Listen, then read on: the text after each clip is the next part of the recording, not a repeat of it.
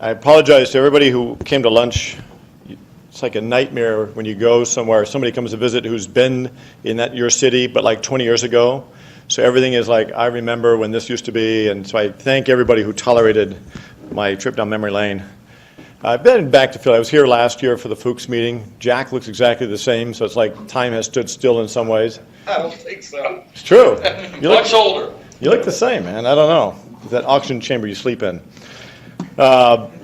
So it's great to be back, though, and it's great to be able to interact primarily with residents. I mean, the real reason I'm in academics is because I really enjoy teaching.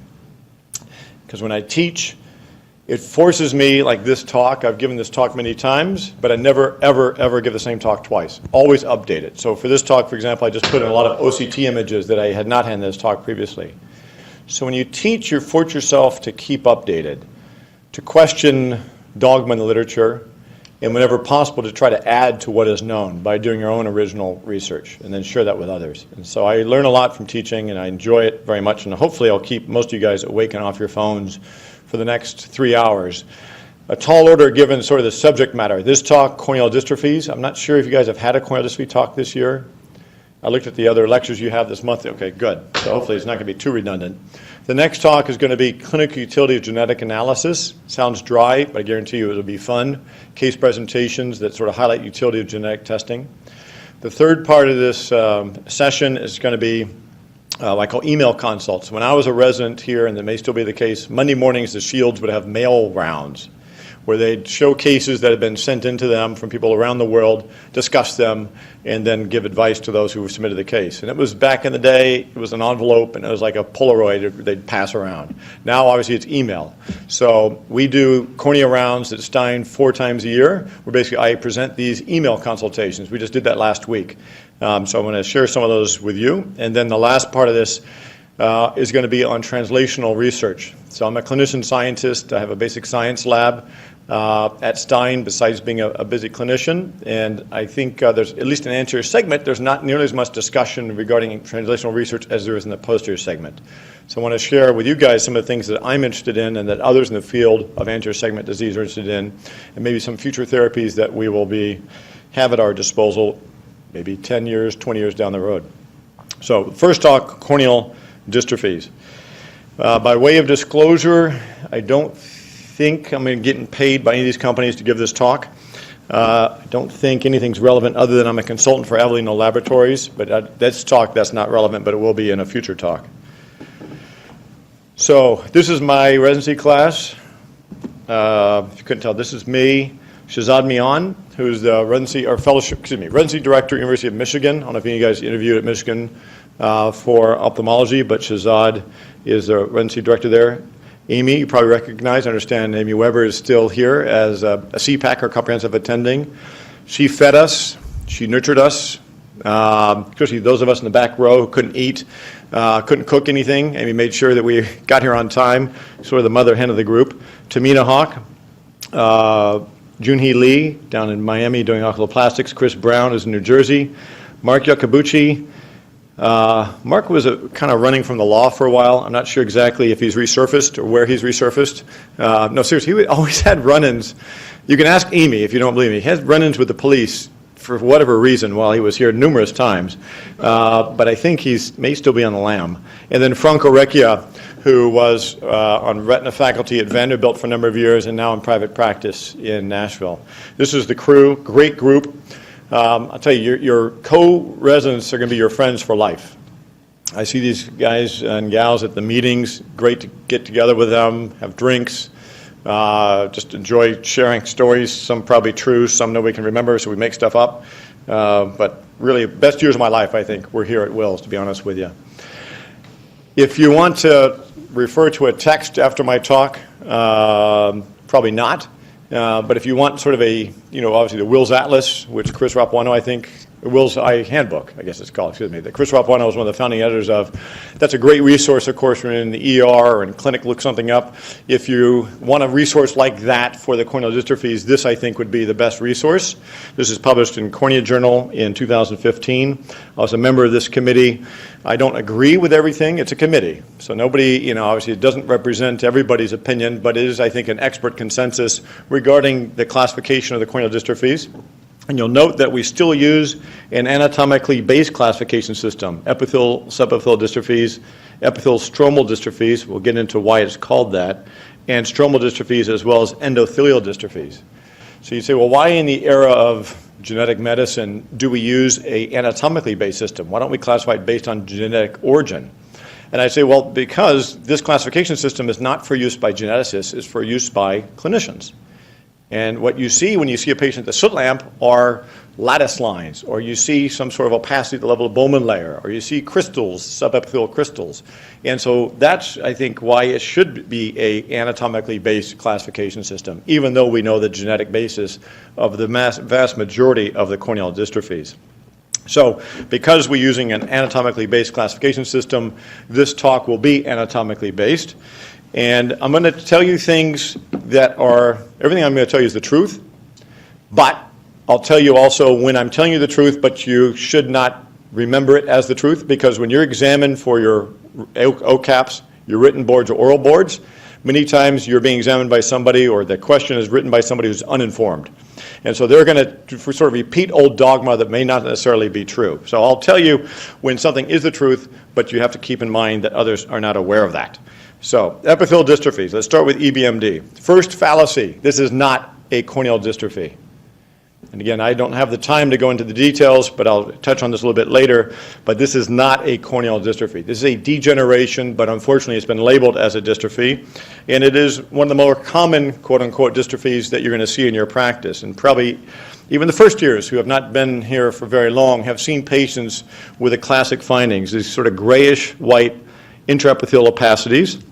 You can see here, where this is normal epithelium, and this is the abnormal epithelium. So the abnormal epithelium has sort of a grayish hue to it, and surrounded by these irregular lines that are called map lines, because they look like coastlines of different countries. And in this talk, there's not many text slides, it's mainly images. And the reason is because you guys can read about these conditions in that IC3D report, in your academy book, etc. What I want you to be able to do is recognize patterns. So if you see some condition that you haven't seen before, you're able to, based on seeing all these images, decide for yourself, is this a dystrophy or not? Kind of how AI works. Obviously, you feed a computer algorithm 1,000 images of whatever condition, so it learns what is common to each of those to be able to recognize it in a separate sample set. Same thing we're going to be doing here. So here's another patient with EBMD. You can see this case, they're not linear, but they're more round opacities, sort of a Swiss cheese appearance here in the epithelium. The most sensitive way to detect this is by using cobalt blue illumination following the installation of fluorescein dye. What you'll see are areas of thickened, elevated epithelium that, of course, cause the fluorescein to run off of it and pool along the edges, producing this classic negative staining pattern. And so this is the most sensitive way for picking up this condition, is using cobalt blue light and fluorescein dye. And one of the other classic findings in this condition are these little opacities. Anybody know what these are called? What eponym is associated with this? These are Cogan's microcysts. So Cogan's microcyst. I don't really like eponyms, but unfortunately they're really ingrained in our field, so you need to be aware of what they are. What they are is actually these aggregated, degenerated epithelial cells that are trapped beneath the redundant basement membrane that characterizes this condition. Here's another patient, who has these Cogan's microcysts, which are here right in the center of the cornea, interfering with this patient's vision. So as you probably know, patients who have this condition may be asymptomatic, 50% are asymptomatic, or the other half who are symptomatic. Of those, about 2/3 are symptomatic from recurrent corneal erosions. About 1/3 are symptomatic from visually significant epithelial irregularity. So this person is having a lot of ghosting, a lot of disturbance of vision from this central EBMD. In this case, treatment is indicated. Histopathologically, this is Ralph Eagle's slide. Is Ralph still here? Yes. Okay. He probably hasn't changed at all either. So this is one of his images showing this is the redundant basement membrane in this condition. It migrates up into the intraepithelial layers, and so the epithelial cells that are beneath it get trapped beneath the redundant basement membrane. They aggregate, degenerate, and they form the Cogan's microcysts. So these are the Cogan's microcysts, and this forms the map lines and the fingerprint lines that you see clinically. How do you treat it? Well, the way that I've treated it is what I was taught as a resident, which is epithelial debridement, Dunbar polishing. And we've reported our series a couple of times. I think the series that we reported is the largest in the literature on treating this condition. And if you look, as I said, the treatment is either for epithelial irregularity or recurrent corneal erosions. And for those for whom I've treated for epithelial irregularity, 0% recurrence. And I have patients now, since I've been at Stein since 2002, I have patients now with 17-year follow-up. Not a single patient has a recurrence of epithelial irregularity. Clearly, if this were a dystrophy, like Lish dystrophy or Meesman's and other epithelial dystrophies, clearly it would recur. This, I think, is the strongest evidence, besides the fact that there's never a family history in affected individuals, this is the strongest evidence to show us that this is not a dystrophy. This is a degeneration. Important for you guys, if you see a patient in the CPEC, in your cataract clinic, who needs cataract surgery, who has this condition, who wants a multifocal or a toric IOL, you say, well, I need to treat your cornea first because you have this irregularity. If you treat it, that person, in my book, is a candidate for PMIOL because, based on our experience, it will not come back. It will not come back. So that's why you need to know what's in the literature, so you can make correct, evidence-based decisions in managing your patients. Recurrent corneal erosions also, you'll note, 95% success rate. So only 5% of patients have a recurrence following treatment. So for me, this is the procedure of choice. In this article, we compared the outcomes versus a meta-analysis of PTK, another popular technique, and I think we showed fairly convincingly with lower incidence of haze formation with this technique. It's simpler and is as efficacious, if not more efficacious, than PTK. So moving from a pseudodystrophy to a true dystrophy that you probably never heard of. Anybody ever heard of Lish corneal dystrophy? No? Okay. Well, Walter Lish calls it Lish dystrophy. Everybody else calls it band-shaped world microcystic dystrophy. And I'm showing you this because I want you to be aware of this condition so you don't confuse it like I've seen other patients who have had the wrong diagnoses made and wrong treatments given because the ophthalmologist had never heard of this condition and wasn't aware of it. What it is these epithelial opacities that look like grouped grayish epithelial cysts, often in whorls or bands, in this case sort of a radial pattern. Looks like a cortical cataract, right? The opacity looks like cortical, but it's not in the lens, it's actually in the cornea. Same patient here, retroillumination, showing us clear delineation between the uninvolved and the involved areas of the cornea. Typically bilateral, but it can be unilateral. This patient is unilateral. See this sort of grayish epithelial frosting of the epithelium, kind of look like a ferning pattern. The classic feature of this, I don't know if I have a photograph in this talk, it looks like the Nike swoosh. So picture the Nike swoosh coming in from the limbus, grayish appearance, usually in this sort of interpalpebral zone. And again, on retroillumination, you can see it's sort of the grayish epithelial cysts very tightly clustered together with a bit of a irregular edge, but clearly this is involved and that is uninvolved. So here's a patient, a young guy around 20, he's about mid-20s, I think, who had this opacification in his right eye. You see it very clearly here, splitting his pupil. So he had visual disturbance from this. High mag view shows us here what it looks like with a sort of a scalloped border in the area of involvement. So in this case, the ophthalmologist never heard of this condition, saw this and thought, oh, this must be CIN. So debrided it, treated him with mitomycin C, and lo and behold, it recurred, so then sent him to me. So I saw this patient, and I said he's 25 years old. He's not going to have CIN unless he has xeroderma pigmentosum, which you don't see in this country. So I said, this is Lish dystrophy. So the way we confirmed that diagnosis was doing confocal microscopy, showing these hyperreflectivity in the cytoplasm of the cells. The nuclei are often, like here, pushed to the side of this cell by all this stuff. You can see it on H&E. I did a debridement in this patient because it was involving the central cornea. I debrided it, and I wanted to get a publication. I was trying to make tenure, but I knew what it was. I didn't have to do this. But H&E will also show you classic marginalization of the nuclei and filling this cytoplasm with this glycogen-rich material. So in this case, if you're suspicious, you know what it is, you don't do anything stupid like using mitomycin C on this patient. There's no reason to do that, and obviously it doesn't portend a good long-term prognosis for this patient because he's already had a couple of clock hours of his limbus destroyed. When you're looking at the corneal dystrophies, preparing for your OCAPs or your boards, you really want to pay attention to those conditions that are not autosomal dominant. Almost every corneal dystrophy is. So those that are not are over-tested on. This is one that is not, supposedly. This is supposedly X-linked dominant, meaning you'll see it as often in women as in men in an individual pedigree. I say supposed because I have a father-son in my practice with what I think is LISH. Looks like LISH on confocal microscopy, looks like it clinically, and obviously if it's father-son, it cannot be X-linked. Cannot be.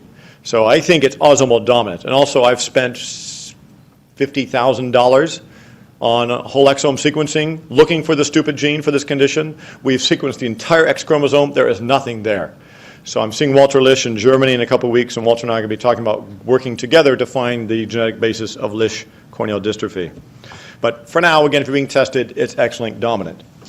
Meesmann dystrophy. Has everybody seen Meesmann corneal dystrophy? Nobody? Okay. So I don't know why I'm talking about it, but in case you see it, autosomal dominant, small, clear. So remember, Lisch was kind of grayish microcysts. These are clear. They look like little bubbles in champagne, for those of you who like the bubbly. Usually diffusely distributed throughout the cornea, sometimes more in the interpalpebral zone than diffusely distributed. Here's another patient with this. So these patients usually present in their teens or 20s complaining of mild photophobia, mild foreign body sensation, and mild reduced vision. Maybe 20, 25. Maybe it's not quite like an erosion, but they complain of irritation that may be episodic, and some glare. So you can see in this patient, the cysts are basically limbus to limbus. These are images of a patient we saw in Vietnam about maybe about 6 months ago. Interesting. He had what looked like Meesmann dystrophy, but it was just in the periphery. The central cornea here was clear. You can see that on retroillumination. The cysts involving the peripheral cornea, central cornea clear. But two siblings, or actually I think this is mother and a sibling, had more classic Meesmann's. So we sequenced the genes associated with Meesmann's, KRT12 and KRT3, and found a novel mutation in KRT3, and just submitted this for review to European Journal of Ophthalmology. So we know the genetic basis of Meesmann corneal dystrophy. The first dystrophy I'm presenting to you so far, that which we know the genetic basis. Importance is, if you have a patient in your practice, may not be next week, but whenever, in whom you suspect this condition, you can confirm the diagnosis with genetic testing. You'll see most of the mutations are in this KRT12 gene, a few in KRT3. What's interesting is these patients with Meesmann's don't have any skin problems, as you may know. And that's because these two genes are expressed only in the cornea. So they're lucky. Patients with epidermolysis bullosa or other cutaneous disorders can have both cutaneous and corneal problems. These folks only have corneal problems. Treatment, there really is no good treatment. We'll talk in my last talk about some use of other advancing therapies such as siRNA and CRISPR that are being used in the laboratory as potential therapies in the future for Meesmann's, but for right now we have no treatments because if you take off the epithelium, it obviously this condition comes right back. All right, so let's move from epithelial to Bowman layer dystrophies. Two of them. Corneal dystrophy of Bowman's type 1, also known as Rice-Buchler corneal dystrophy, and corneal dystrophy of Bowman's type 2, also known as Thiel-Behnke corneal dystrophy. Again, I don't like eponyms, but the IC3 committee decided to stick to these names. I don't know if this is two people, one person, I don't care. Is that two people, one person? These names are not useful. We don't know anything about the condition by the name Rice-Buchler. But again, we can't get away from these names because these are what we see in literature. So I also personally cannot tell the difference between the two. Some people who are experts on the dystrophies say they can. I just saw a patient with this actually in clinic yesterday morning, who I'm doing a PTK on next week. I can't tell which one he has, unfortunately, but it doesn't make a difference. Clinically, these conditions are going to affect somebody usually in the first decade of life. So it's going to be a kid, maybe 8 years old, presents to you as a pediatric ophthalmologist or a pediatrician. Many times misdiagnosed, unless there's a known, and usually there is a known family history. Usually either mom or dad has this, but there are spontaneous mutations reported causing this. So maybe a kid coming in with episodic red eye, tearing, light sensitivity, etc. Now I've seen this misdiagnosed as conjunctivitis, common things. But if you put in fluorescein, you'll see a corneal abrasion. And you may actually see an abrasion before you see the onset of these Bowman layer deposits. But as they get a little bit older, what you will see is a reticular grayish-white opacification, usually involving the central cornea and sparing the peripheral cornea. What does reticular mean? Net-like. Thank you. Who said that? Very good. Exactly. One of the most often misused words in our field. Very good. Net-like. So don't use it unless it really looks like a net. In this case, it does. And it, as I mentioned, it spares the peripheral cornea, which is characteristic of all of the TGF-beta dystrophies. All dystrophies associated with mutations in the TGF-beta gene typically do not involve the peripheral cornea. True for most dystrophies in general, but especially these conditions. There's a patient I saw when I was a fellow at UCSF. This kid's about 4 years old. You see, again, peripheral cornea is spared, grayish-white opacification, level of Bowman layer. It's hard to get a good exam on these kids, so you may not be able to get a good exam. You're going to be suspicious based on a parent having this condition and the symptoms of light sensitivity, tearing, redness, etc. Here's a patient of Ivan Schwab's. Ivan is a corneal specialist at UC Davis. You may know him. This is a patient who had what looked like classic Bowman layer dystrophy. Great example here again of the peripheral clearing, grayish-white opacification, clear underlying stroma, but no family history.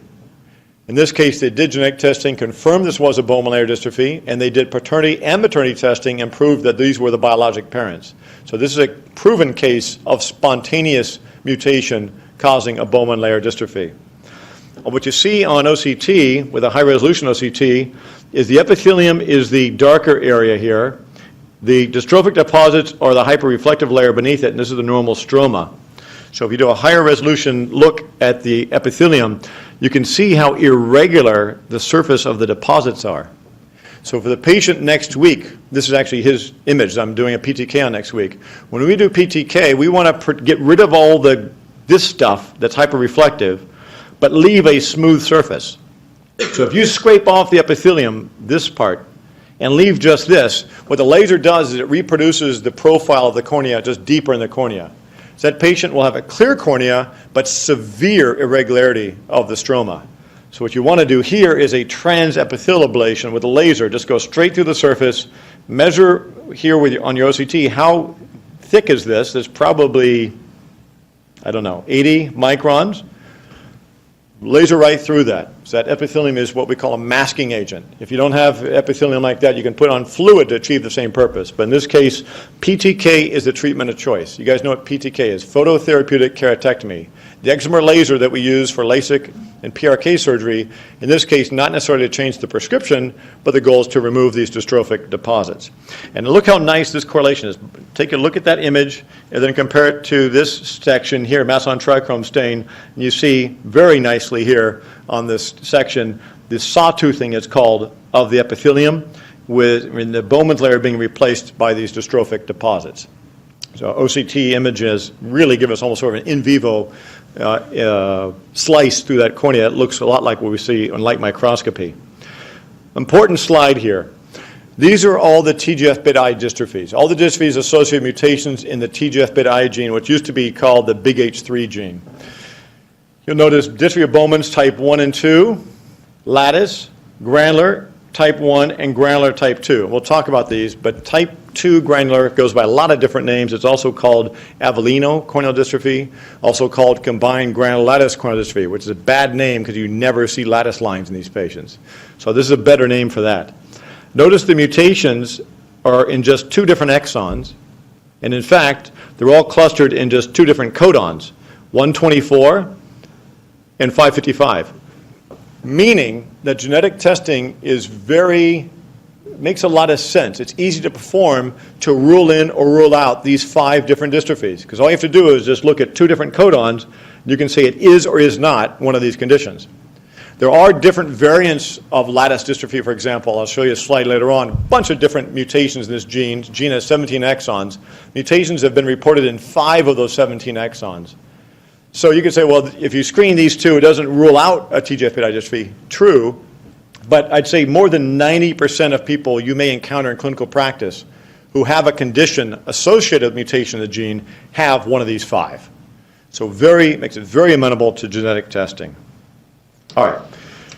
So epithelial stromal TGF-beta dystrophies. Again, we'll get into why it's called this in just a moment. We'll talk about type 1 granular, type 2 granular. There's a couple of names I just mentioned for it. Lattice.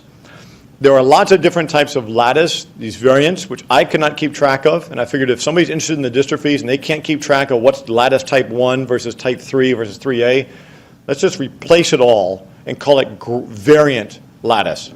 So in your textbook, it shows you pictures of classic lattice dystrophy. That's going to be 90+% of people who have lattice dystrophy. Then all these other rare mutations that can cause lattice, we'll just think of them as variant lattice. They can look a little different, and we'll talk about that. There are other stromal dystrophies as well, as you're aware of, listed here. We'll go through each of these in turn, the first of which is actually, again, another thing called a dystrophy, which is not really a dystrophy. So let's start with granular corneal dystrophy type 1. Has anybody seen this condition? 1. Okay, so you're familiar with it. So you're an expert. Okay. These are usually patients who come to see you maybe in their teens, early 20s. Usually it's glare at night. Sometimes it's recurrent erosions these folks can get. Depends on how superficial the deposits are in the cornea as whether they get erosions over the deposits. But you notice here, the deposits, some of them are kind of round, some are sort of linear. So you can have the sort of different morphologic shapes of the dystrophic deposits. You notice that is always, as is a dictum of the dystrophies, always centered on the center of the cornea. Remember that. Centered on the center of the cornea. If you have stuff that's kind of out here, and you say, oh, is this a dystrophy? Answer is no. It has to be centered on the center of the cornea. Peripheral cornea is clear, and between the deposits, the cornea is clear. That's why these folks may have a lot of deposits like this, but their Snellen acuity will probably be 20, 20, 20, 25. They'll actually see pretty well in a dark room, black letters on a white screen. Functional vision, out there running around in the streets of Philly, is going to be different because they're going to have problems with glare, etc. I think this is an image that may be taken from one of the Academy publications. This is, I think, referred to as crushed breadcrumbs. I don't know how that's supposed to be helpful. I usually don't crush breadcrumbs between 2 panes of glass and then examine it. But I guess if you were to do that, it would look like this. Most folks are going to do something before it gets to this point. This person probably didn't drive themselves to their appointment with you. But if you end up letting it go, I guess it could look like that. What is that? This is why I do not like support groups. What does that mean? Because what this means is this is a patient who has homozygous mutations. This is a dominant, all these TGF-beta dystrophies are autosomal dominant. So patients are almost always heterozygous. But if you're homozygous, you have 2 mutations, you get a much more severe phenotype earlier in life. When does this happen? This happens if you have a support group, downtown Philly, for granular dystrophy type 1. You meet somebody at the water cooler during the break, say, oh, let's go out sometime. You go out sometime, turns into love, get married, you have kids, well, this is what's going to happen.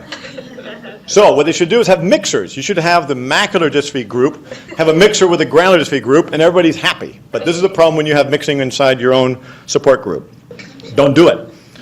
All right. One other phenotype I want you to be aware of this condition that you're not going to see very often, but you should be aware of it, is this vortex pattern. I had a fellow from Mexico City who sent me an image of this patient. We said, it looks kind of like a dystrophy, but this pattern is weird. It looks like it's kind of radiating out from this point here. And multiple family members have that same pattern. See it here as well in a younger patient. So what is this? And I said, well, that's the vortex pattern of granular. He said, what? I said, well, we reported this actually 2003, but again, it proves nobody ever reads what you write. Even your own fellows don't read what you write. So this was a family from Mexico, and this was a family from California, of which members also demonstrated a similar kind of vortex pattern you can see here. And this is not uncommon. So just be aware that granular can look like this, a sort of a weird vortex pattern. Original publication, I called it a marijuana leaf pattern. Doyle Stolting was editor-in-chief of Cornea at the time. He said that doesn't really fly. So what it looks like, he's like, well, you're in California, that's what you refer to in California, but the rest of the country may not like that name. So we had to change it to vortex pattern. That's what the title was of this subsequent article. So, granular, what does it look like on OCT? Typically, you're going to have these subepithelial deposits, as you see here in the hyperreflective layers I'm outlining with a pointer, but also you're going to typically have some deposits scattered throughout the stroma, even this deeper deposit here. The treatment for granular type 1 and granular type 2 is also PTK. But in this case, unlike the Bowman layer dystrophies where you can remove all the dystrophic deposits, here you're not going to. You're not going to remove this with a PTK or that one. You don't need to. Your goal here is just to debulk the deposits, remove what's at the top, and tell the patient that we're going to just leave the rest of this. The only way, obviously, to remove this is by doing a keratoplasty. And the procedure choice there would be a deep anterior lamellar keratoplasty because the endothelium is normal, so you would leave Descemet's endothelium behind. Now, these dystrophies all recur, these being the TGF-beta dystrophies. So you're just buying time when you're doing a laser treatment or a transplant because, unfortunately, it comes back.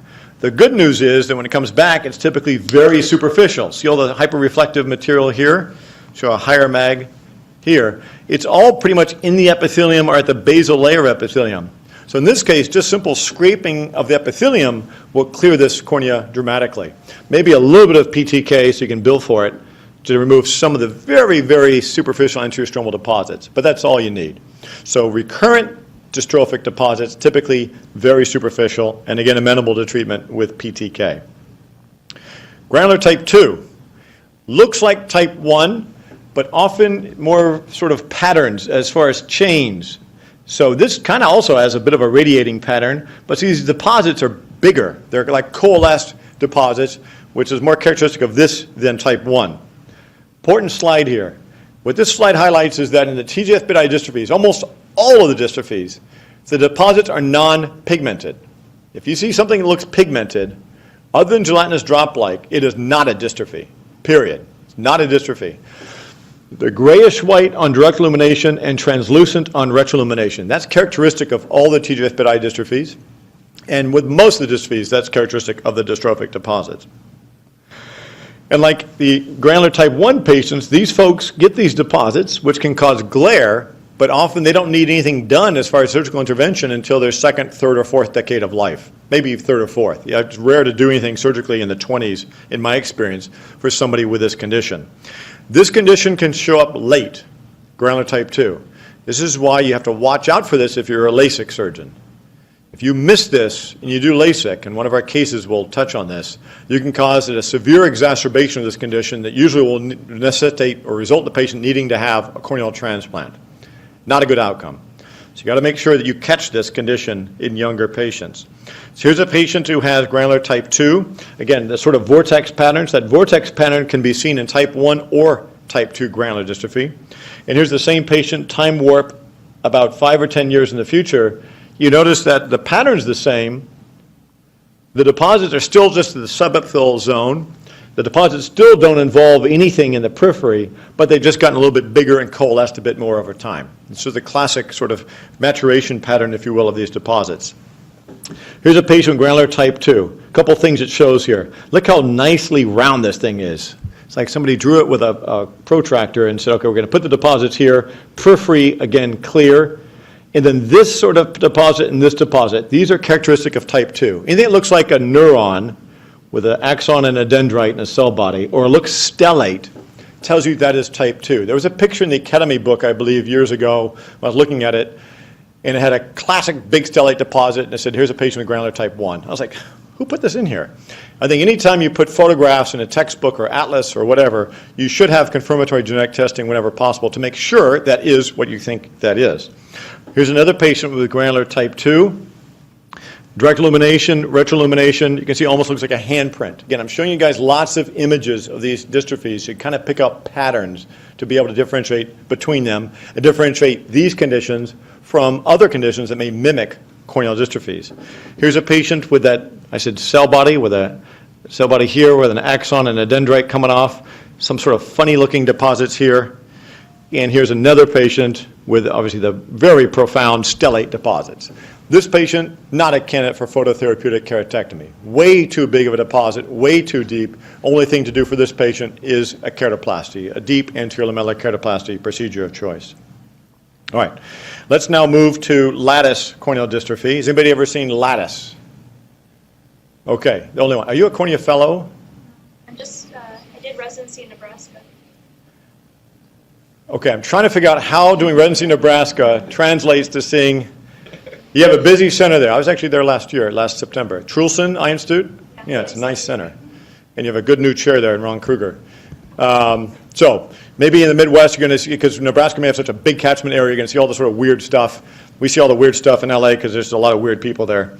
So again, lattice type 1 is the classic lattice, and then we'll talk about this variant. And again, I'm going to spare you all these subtypes because I can't keep them straight. I don't know who came up with these names.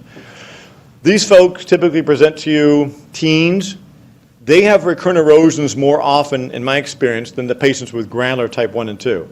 Those with recurrent erosions the most are those with the bone layer dystrophies. They get bad erosions first decade of life. These folks with lattice get erosions kind of second decade of life.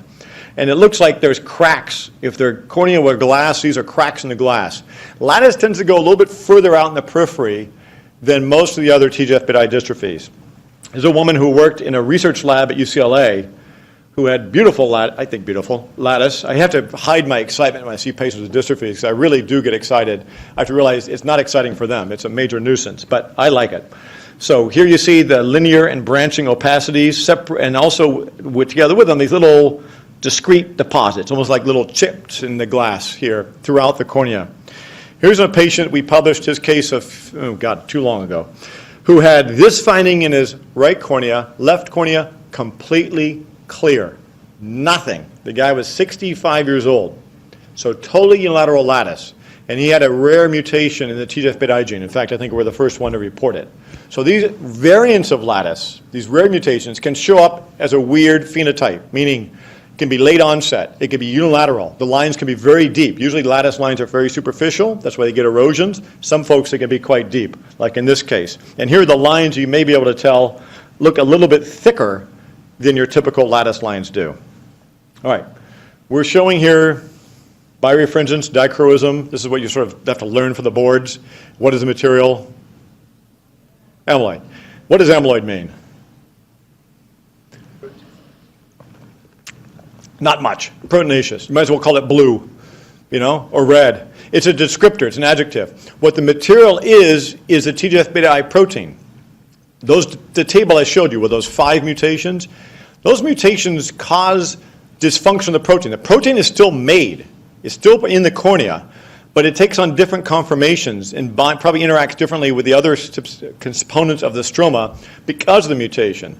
So it deposits in the cornea, and it looks like this if it's the mutation causing lattice, and it may look like hyaline if it's a mutation causing granular. But it's the same thing. It's still the TGF-beta protein in each case. So I'm not going to make you memorize all of this. Just want to show you that there's a lot of different mutations that have been associated with these variants of lattice.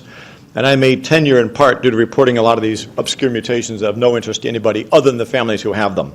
So that's it for lattice. Now, let's move from the TGF-beta dystrophies to the other stromal dystrophies, and we'll start with a pseudo-dystrophy. So this is the second dystrophy that's not a dystrophy we talked about. Central cloud dystrophy of Francois. I don't even think Francois is the first one to describe this. This guy totally ripped off the person. I think somebody reported this about 10 years prior. He reported it later, pretending he didn't see the first publication. I guess he was more popular, so his name was stuck onto this. The reason I say this is not a dystrophy is because on that IC3D committee, all of us who have an interest in dystrophies, nobody has ever seen a family with this. It's always sporadic cases. That, and because it looks remarkably similar to posterior crocodile shagreen. You guys know what posterior crocodile shagreen is, right? That's the periphery has this sort of a this sort of geometric grayish shapes separated by these clear crack-like zones. Posterior crocodile shagreen is peripheral. In this condition, it's central. It's the same thing. It's the same condition. It's just whether it's in the periphery or it's in the center. Never visually significant. Why is it worth my breath and your time to talk about it? Because you want to be able to distinguish this from corneal edema.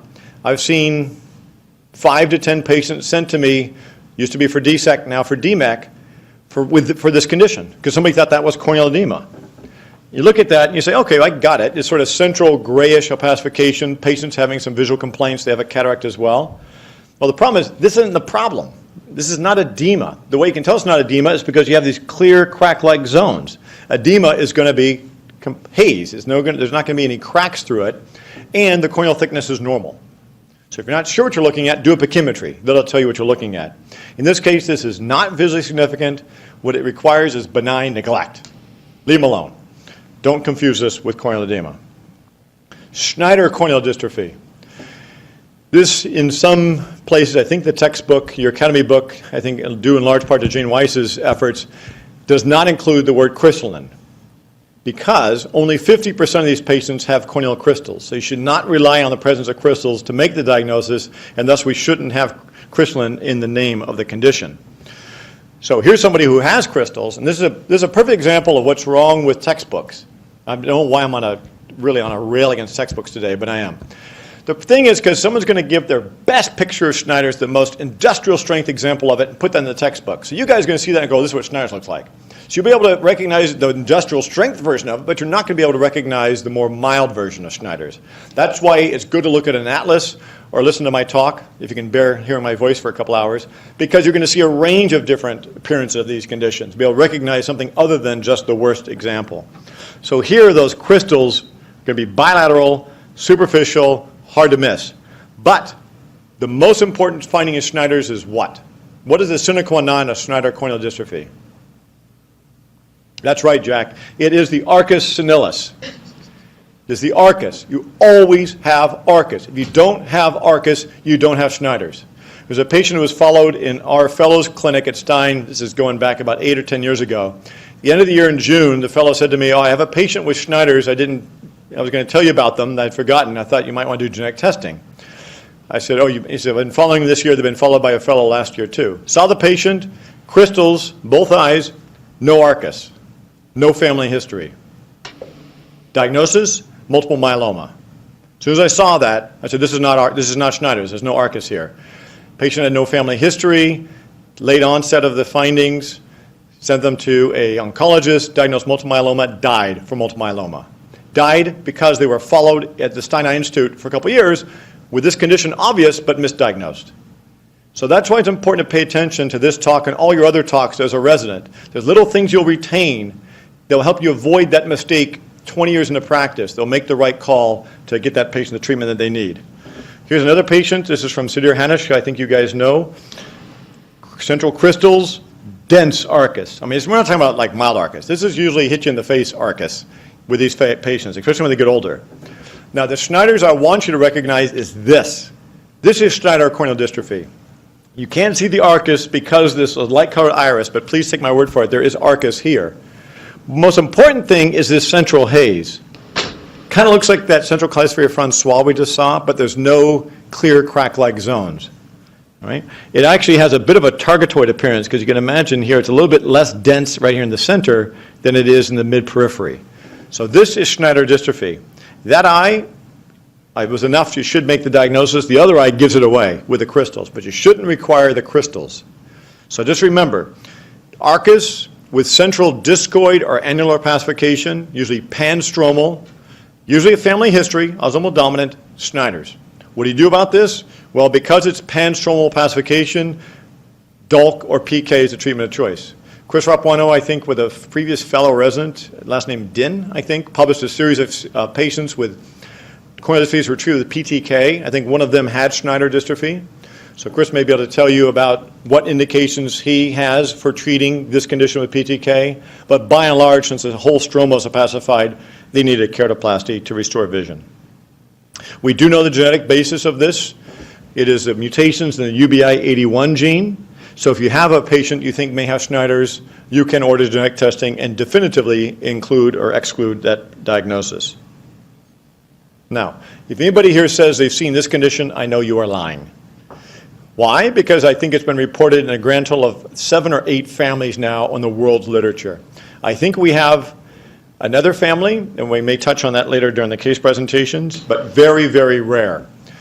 The only reason I'm presenting it to you, besides the sake of completeness, is because it's on the list of conditions that cause congenital corneal opacification. So this could typically be diagnosed in a baby who has cloudy corneas, in whom the pressure is normal, so not congenital glaucoma.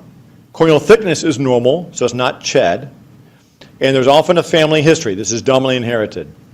So congenital hereditary stromal dystrophy, congenital corneal opacification, limbus to limbus, grayish opacification, as you see here, and you can confirm the diagnosis by screening what's called the decorin gene to make the diagnosis of this disease. Again, you're probably never going to see this. I've never seen this. Just be aware it's out there, presents as congenital corneal opacification. Fleck dystrophy you have probably seen, but you missed. Or you maybe made the diagnosis. Have you seen Fleck? No. All right. You've probably seen it. It's many times you'll pass over it because you want to look at the cataract, because you don't care about Fleck, you care about doing that cataract, as you should. But what you see clinically are little tiny dots. It's kind of like if you get a wine glass out of the washing, I haven't done dishes in like 20 years, out of the dishwasher thing they wash them in. And you have the little water spots. It looks like the little tiny water spots scattered throughout all layers of the corneal stroma. What these are individual keratocytes that are impregnated with glycosaminoglycans. So these little keratocytes here dot all layers of the stroma. It, in a rare case, can be more obvious. There's a patient I saw a couple years ago who had, looks like Meesman's, right? It's little clear cysts scattered throughout the cornea, but these are not in the epithelium, these are in the stroma, dotting the stroma. And the other eye of that patient have a look like dense punctate epithelial keratopathy, but again, this is not in the epithelium, this is in the stroma. So this is industrial strength Fleck. Almost don't want to show this to you because this is so unusual. And you would say, well, that's not Fleck, except for the fact that we did screen the gene associated with it and show that this patient does indeed have Fleck dystrophy. So typically Fleck is asymptomatic, no treatment needed. Again, one of those things you just want to recognize what it is. You don't confuse it for something that needs treatment. In this case, if you did want to confirm the diagnosis, we do know the disease gene for it. All right. Now, gelatinous drop-like. This I have never seen. We've had fellows from Mexico and from Iran before who said they have seen this condition.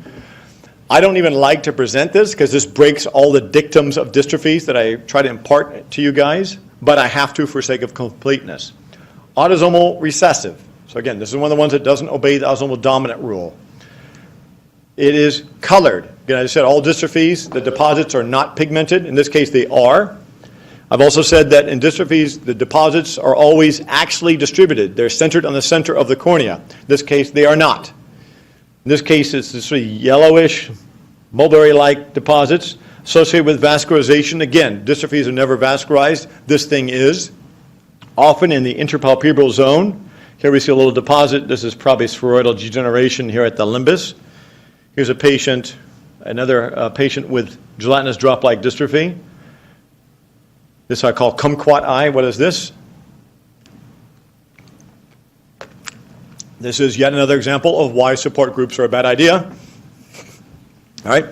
So this is somebody, I don't know, how does it get to this stage where your eye looks like a fried egg?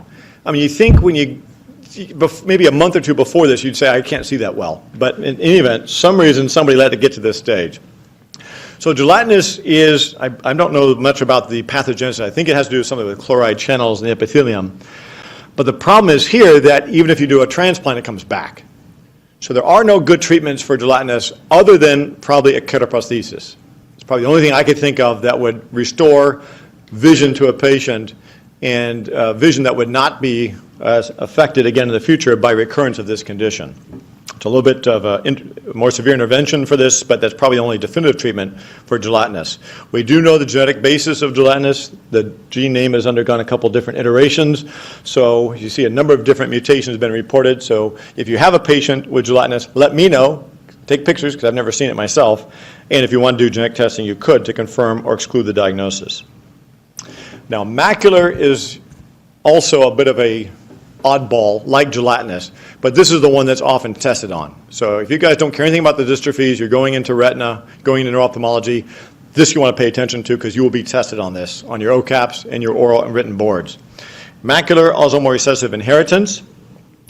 Classic appearance of somebody I saw in clinic not very long ago, breaks a lot of the rules. Number one, inheritance pattern, recessive, not dominant. Number two, the deposits go all the way out to the corneal periphery, breaking one of the other rules of the dystrophies.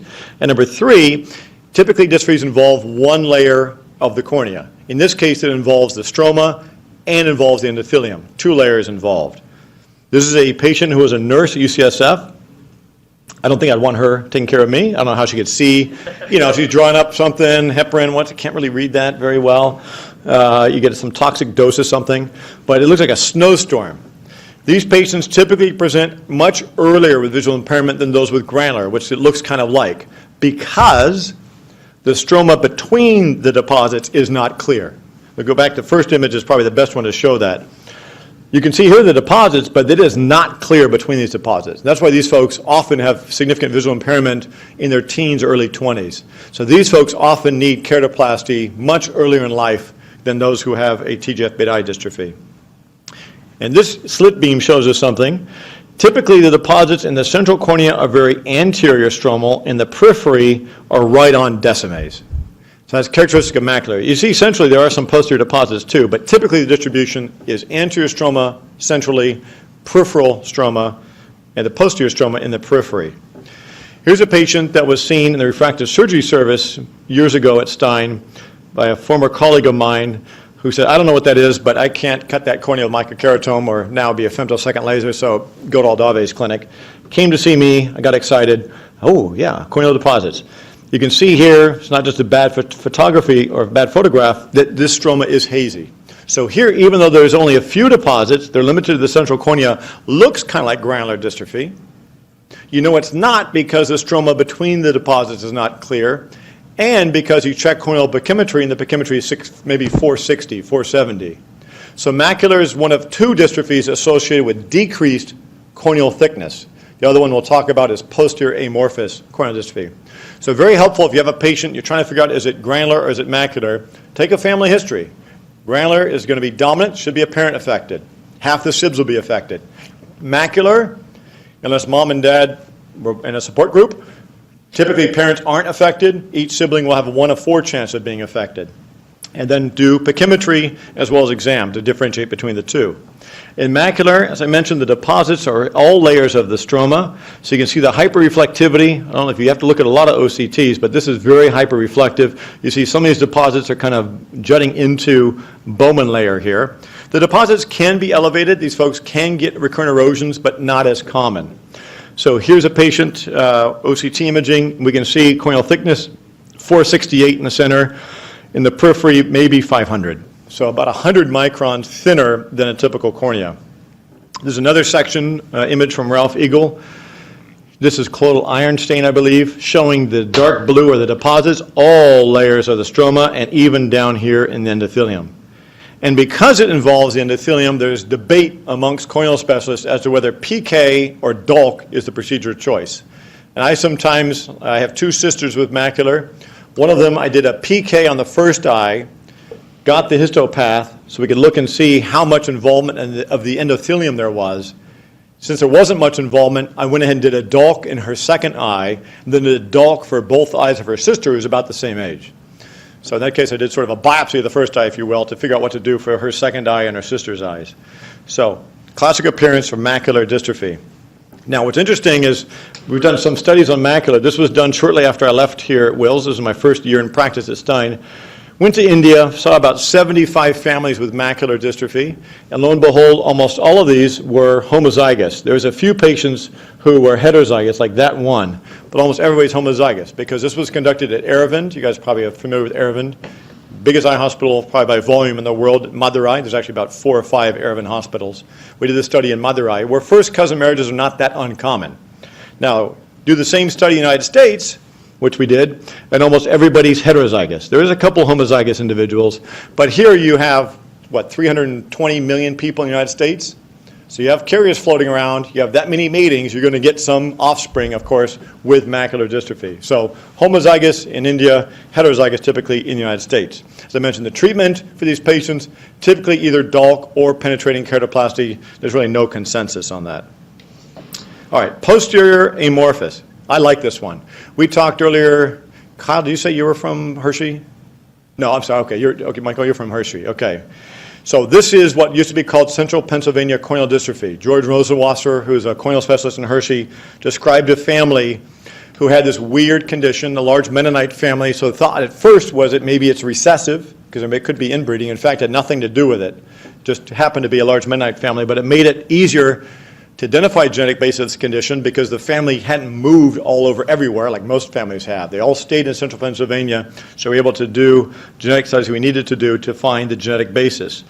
This is a dystrophy, but it has extra corneal manifestations, primarily iris abnormalities. Look at this weird stump from cornea to iris. No history of trauma. No history of trauma. Posterior amorphous corneal dystrophy. As the name implies, sort of grayish opacification, deep stroma, like right on decimase, but it's not complete. You can see this is clear and this is gray, hazy. Here's another image of the same thing, more tangential illumination. You can see clear here, kind of a swirling type grayish pattern at the level of decimase. You probably haven't seen this. The family we initially reported was the 12th in the world. We've since reported maybe 2 more families. So it's very rare, but again, I want you to be aware of this. Thin corneas, I just mentioned. Macular has thin corneas, and this is the other one. You can tell in the thin slit beam that it's thin. And you can also see that posterior lamellar opacification. These corneas are not only thin, they're also flat. So here's topographies from a patient, the right and left eyes, 36 by 34, 36 by 33. So these patients are hyperopic. So they can be amblyopic, not usually because of opacification, but because of the high hyperopia. OCT images from a publication, recent publication, showing 3 individuals affected. This is a family from Los Angeles. You see it's hyperreflective here in the posterior stroma. So clinically, it looks like it's just decimase, but actually on OCT, it looks like it's probably the back quarter of the stroma looks hyperreflective, a little bit grayish. They have other findings as well. This is one of the family members from Pennsylvania who has a sort of scleralization of the peripheral cornea. This family member had correctopia. Again, no history of eye surgery in any of these patients, including this patient. The big correctopia of the iris. This patient had never had eye surgery. So because this involves both the cornea and the iris, I think this is probably better classified as an anterior segment dysgenesis than it is a dystrophy. Dystrophies really are typically exclusively confined to the cornea. So this case is probably a dysgenesis. Based on that big family from Pennsylvania, we did whole exome sequencing, didn't find anything, but then did something called copy number variant analysis, looking for micro deletions in the chromosomes, and actually was able to identify a deletion on chromosome 12 in each of these family members. So in this case, we have 3 different families with PACD. The red shows where there's only 1 copy of chromosome 12 instead of the 2 copies, which is in the blue. You notice these families all have a section missing out of chromosome 12, and in that region that's missing are these 4 genes that are expressed in the cornea. Decarin, which we already found out causes congenital hereditary stromal dystrophy, lumican, keratocan, which when mutated causes cornea plana, and epifican. So every family we've identified thus far, about 4 of them who have this condition, have a deletion of all 4 of these genes. So we don't know whether deletion of any one of them is enough to cause the disease or you have to delete all of them. But again, we do have the ability through genetic testing, in this case copy number variant analysis, to include or exclude the diagnosis in families with suspected PACD. So the last stromal dystrophy is pre-decimate corneal dystrophy. Anybody seen this? This looks like Fleck. Imagine Fleck is a snow dome. They have snow domes anymore. In Texas, where I grew up, you buy them at Stuckey's on the roadside. You shake it up, the snow floats around like a little picture of Austin where my home is. And then imagine that's Fleck. So all the little flecks are suspended in the stroma. You put the snow dome down, all the little flecks settle on the bottom of the snow dome. That is now pre-decimate dystrophy.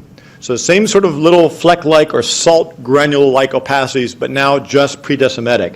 So this is a guy who was sent to me from Long Beach who had this finding in one eye and this finding in the other eye. So fine granular opacifications just above decimase. So when I saw his corneas, I asked him to do something.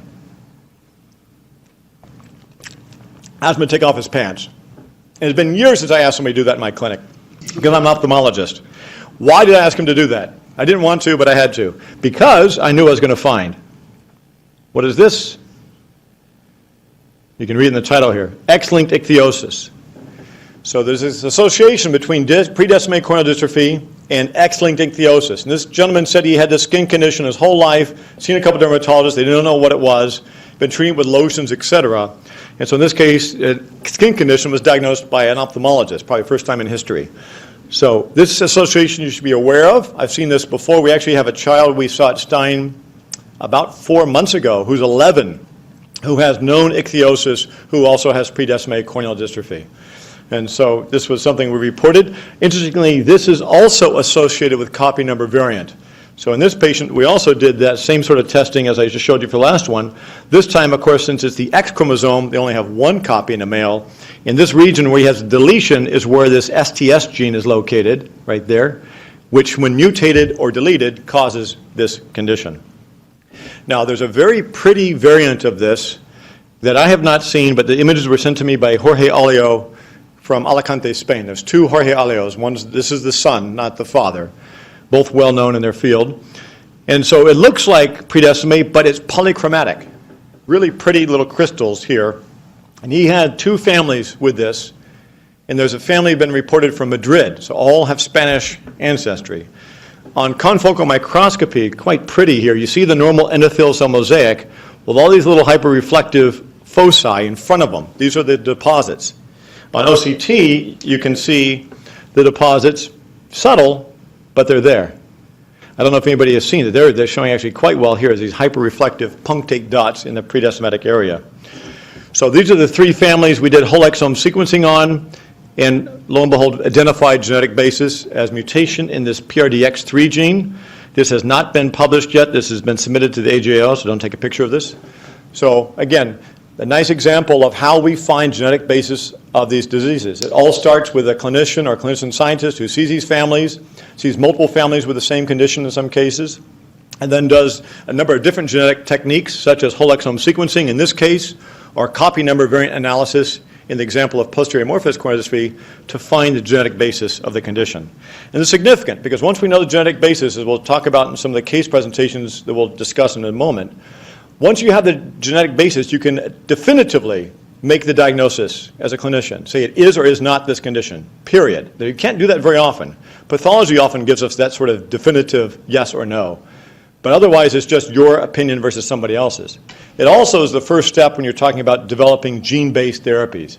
You can't develop a gene-based therapy for a disease unless you know the genetic basis. So that's always the first step, is what is the genetic basis of this disease. All right, we're going to finish with the posterior corneal dystrophies, talking about CHED, posterior polymorphous, and Fuchs. And this is where I hope this error in your academy book is not still there. I don't have the strength to look in there because it may still be there and it'll make me upset to my stomach. But if you want the gospel truth, you can read this. Nobody's read this. Genetics of the Endothelial Dystrophies, an Evidence-Based Review. We published this a few years ago, 6 years ago, which we talked about the genetic basis of endothelial dystrophies. And the one thing I think that was most significant was CHED is only recessive. There is no such thing as autosomal dominant CHED. Period. I don't know if that's still in your academy book or if someone's gotten rid of that, hopefully by now. But it is out there that there's this dominant CHED. It does not exist. If you read this article, I don't have time to go through it, there are 5 families ever reported with autosomal dominant CHED. Several of those families have been reported, the one from England, over and over and over again. Luckily, the 3rd iteration or 4th article said that this is the same family that had been reported before. One of those families was a family in which they identified the Decarin mutation, causing congenital hereditary stromal dystrophy. So that family we know is not CHED. The other families all have posterior polymorphous corneal dystrophy. The last family that was a holdout as being CHED, autosomal dominant CHED, is the family in which the OVL2 mutation was recently identified as causing posterior polymorphous corneal dystrophy. So there is no dominant CHED. It is only recessive. All right? So what does it look like? Bluish gray opacification, limbus to limbus. As I mentioned earlier, it's on your list of conditions that can cause congenital corneal opacification. In this case, the cornea is very thick, unmistakably thick, like 800 microns plus thick. It doesn't always cause significant visual impairment early in life, though. This is a patient of mine who's 15 years old, who's not seeing great. He's like 20/80, but he certainly has ambulatory vision.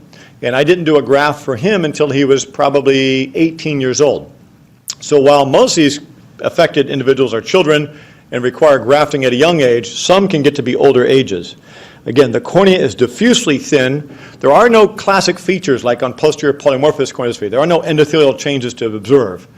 Because it's recessive, also, again, neither parent is typically affected. but they should, if they have siblings, 1 out of 4 should be affected. Here is a section, this is from Ben Glasgow, who's our ocular pathologist, showing a massively thickened cornea, and you see no endothelial cells at all. Now, you say, why are you doing a PK for this? It's an endothelial dystrophy. You should be doing a DSEC or a DMEC. Like with macular, there's no consensus. Because these corneas are so thick, even after they suggest, if you stick a DSEC on the back of a CHED cornea, it's going to still be 800 microns thick. And the visual recovery is not great. So in parts of the world where they see a lot of CHED, like the Middle East, at Kekesh and Riyadh, or at LV Prasad in Hyderabad, for example, there's really, I think, no consensus as to what's the preferred technique for these patients, endothelial keratoplasty versus penetrating keratoplasty. We do know the genetic basis of this, mutations in this SLC411 gene. However, only about 75 to 80% of families with CHED have a coding region mutation in this gene. So we're submitting a grant to the NIH November 5th. It's a resubmission on CHED. One of the things we're looking at is trying to find the genetic basis in those families who don't have a mutation in this gene. Posterior polymorphous. Okay, this is my favorite dystrophy. This is the one for which I've had NIH funding for many years. I promise not to spend more than 2 minutes on this. Has anybody seen this before? Posterior polymorphous? Okay, a couple hands. Good.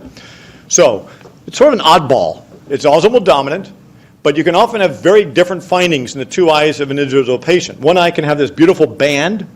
I think beautiful. Patient may not think it's beautiful. Other eye be totally normal. You can have two siblings. One has a band and one has just little vesicles. So you look very different in the two eyes of a single patient or between affected individuals in the same family. But the bands are one of the characteristic findings of this condition. They're not always straight. Sometimes they're a little bit crooked. One of the classic features of these bands, to try to differentiate these bands from other bands, like forceps-induced trauma or Hobbs-Stria from congenital glaucoma, is the fact that these bands have these little white flecks. I call it dandruff flecks. I don't know why I call it that, but that's what came to mind. That is characteristic of PPCD. I do not see those white flecks on the edges of the bands from other etiologies.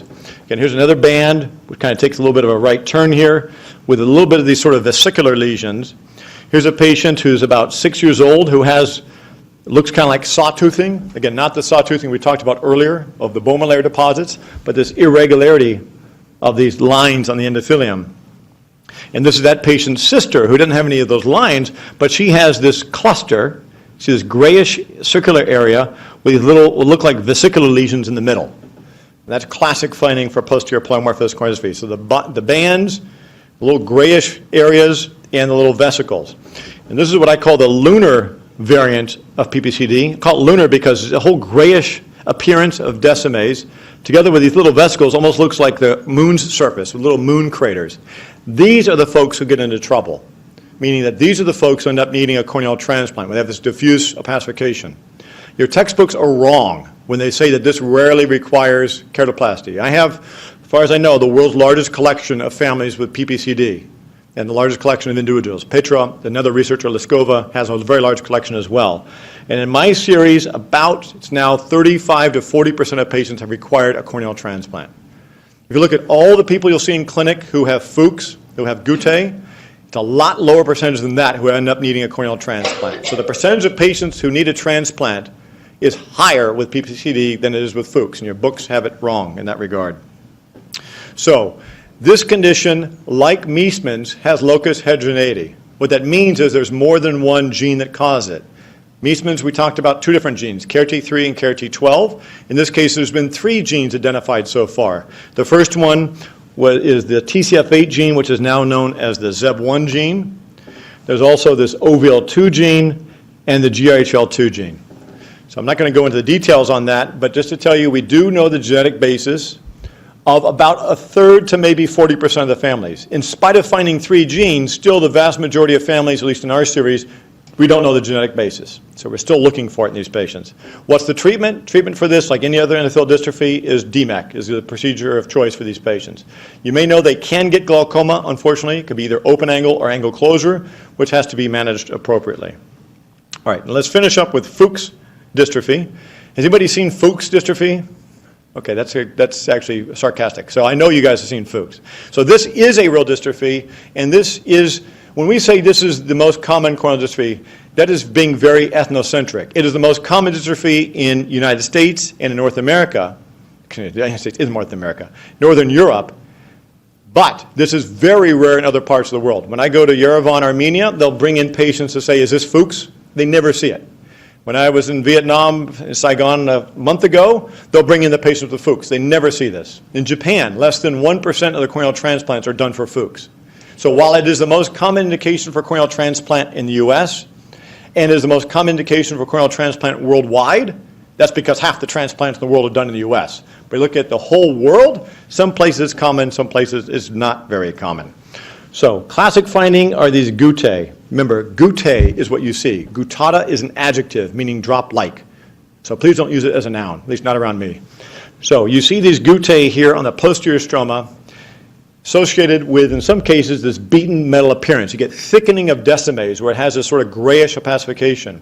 So I did a DMAC for a patient last week who's 20/25, whose pachymetry was like 570 microns.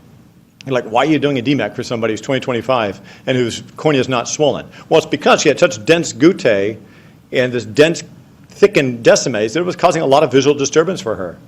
And if you don't believe it's significant, when you're intraoperative and you strip off that decimase, you can see how much better your view is of the lens and the iris once you remove this. So you can really get appreciation for what that patient is looking through when they have this significantly thickened decimase.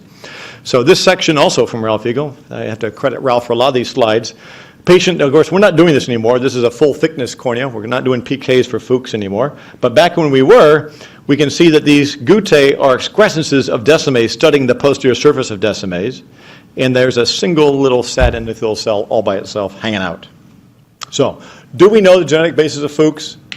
Yes, we do. The classic form of Fuchs, there's an early onset Fuchs, which is associated with mutations in the collagen 8A2 gene. That's a rare form of Fuchs. The classic Fuchs that you guys see in your clinics is associated in most cases with this expansion, a trinucleotide expansion in the TCF4 gene.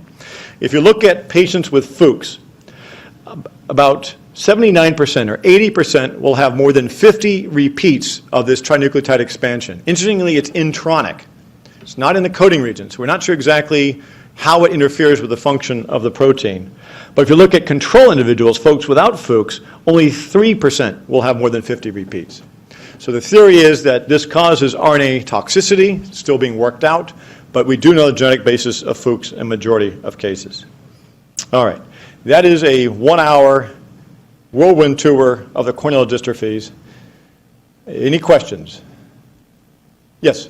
So why is it that in CHED, an EK doesn't detrogest the cornea as you would expect? Do you have any older brothers? Yes. Okay. I don't know if they ever cross-dressed or if they tried on your clothes, but if you imagine you have a sweater, and you're like, what is he talking about? You have a sweater, knit sweater, and your brother who's older tries it on. It's going to stretch it out. You put it on, it stays stretched out. It does not regain its normal shape, that what it was. In CHED, I think you have separation of those lamellae that is so significant. We see this also, other cause of corneal edema. If you have long-standing edema, even when the fluid leaves the stroma, it never becomes compact and clear again. So I think that's the problem. You just don't get a compact, clear cornea in CHED, ever. But again, you have to weigh that against increased risk of rejection when you're doing a penetrating keratoplasty for a kid who's 4 years old. Weigh that against suboptimal visual recovery, but lower risk of rejection when you're doing an endothelial keratoplasty for somebody who's that age. Any other questions? Yes, sir. So for all of those epithelial dystrophies that recur, could you potentially ablate all the stem cells and just have a stem cell transplant? Are you a plant? No. No, a plant in a good mean not like a vegetative plant, but a plant like you're anticipating what I'm going to discuss in my last talk. Because I just touched on briefly some strategies looking at RNA interference or using CRISPR, targeted genome editing, which can solve the mutation. In other words, you can edit out the mutation of these epithelial dystrophies. But the question then is, how do you do it logistically? Do you take a small biopsy from the limbus, correct it in all the limbal stem cells? You transplant those back, you still have, 10 or 11 clock hours of limbal stem cells expressing the mutant allele. In that case, you're going to have to knock them out by destroying the whole limbus, or you have to somehow transfect or transduce all of the limbal stem cells.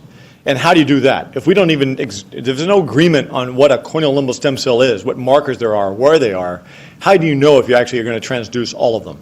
And do you need to transduce all of them? If you transduce, let's say 50%, if you correct the genetic mutation of Meesman's in half the limbal stem cells, and if you then can delay the onset or make it half as severe, is that clinically significant? I'd say yes.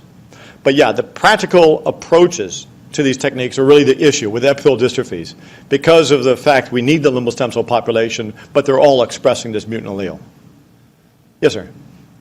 Why do the dystrophies favor the central cornea at the expense of the peripheral cornea when the pathophysiology should be the same?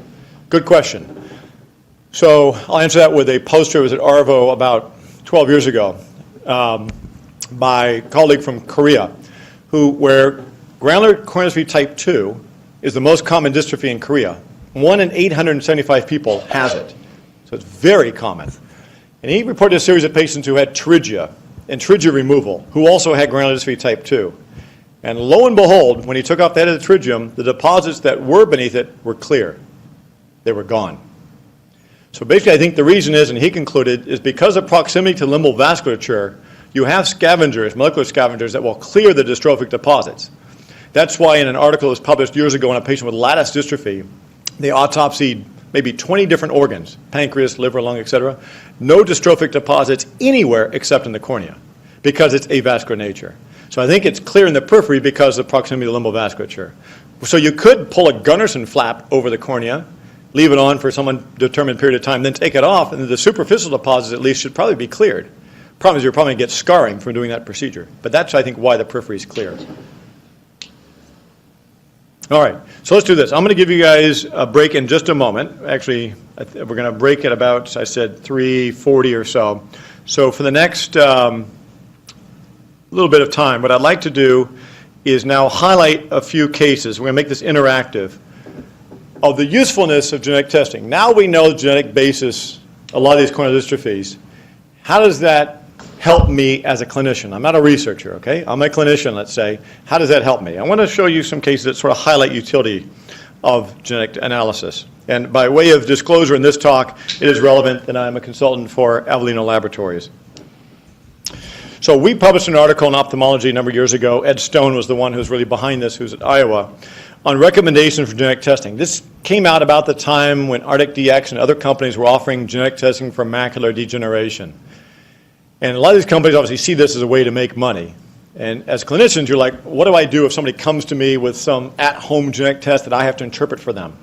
And, hey, Chris, and how is it that I'm supposed to interpret this? And when should genetic testing be used?